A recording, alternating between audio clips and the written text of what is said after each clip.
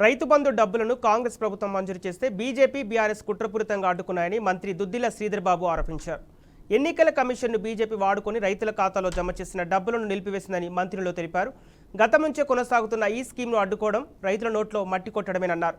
BJP BRS కుట్రలను రైతులు గమనించి ఎన్నికల్లో ఆ పార్టీలకు గట్టిగా బుద్ధి చెప్పాలని శ్రీధర్ బాబు కోరారు. బీజేపీ మళ్లీ అధికారంలోకి వస్తే రాజ్యాంగాన్ని రిజర్వేషన్లను మార్చేందుకు ప్రయత్నాలు చేస్తున్నారని శ్రీధర్ బాబు ఆరోపించారు. బీసీ, ఎస్సీ, ఎస్టీల రిజర్వేషన్లు ఎత్తివేసే ఆలోచనతో ప్రజలను ఎలా ఓట్లు అడుగుతారని ఆయన ప్రశ్నించారు. ముఖ్యమంత్రి రేవంత్ రెడ్డి గారు చెప్పిన సమయం కంటే ముందుగానే ఈసారి రైతు ఖాతాల్లో డబ్బులు వేసినాము. ఈరోజు ఈసీని, ఎలక్షన్ కమిషన్ని అస్త్రంగా చేసుకొని బీజేపీ రైతుల ఖాతాలో పడ్డ నిధులను ఆపేలా కుట్రలు చేసింది. రైతుల నోటి దగ్గర వచ్చిన బుక్కను లాక్కున్నది.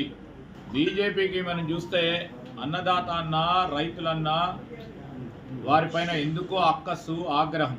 నల్ల చట్టాలను వ్యతిరేకించిన రైతు సోదరులను, దానిపైన పోరాటం చేసిన వందలాది మంది రైతులను బీజేపీ పొట్టన పెట్టుకుంది. బీజేపీ చేస్తూ ఉన్న కుట్రలు రైతు సోదరులందరూ గమనించాలని కోరుతా ఉన్నాం. ఇదే 2018 ఎన్నికల సందర్భంలో ఎన్నికల రోజున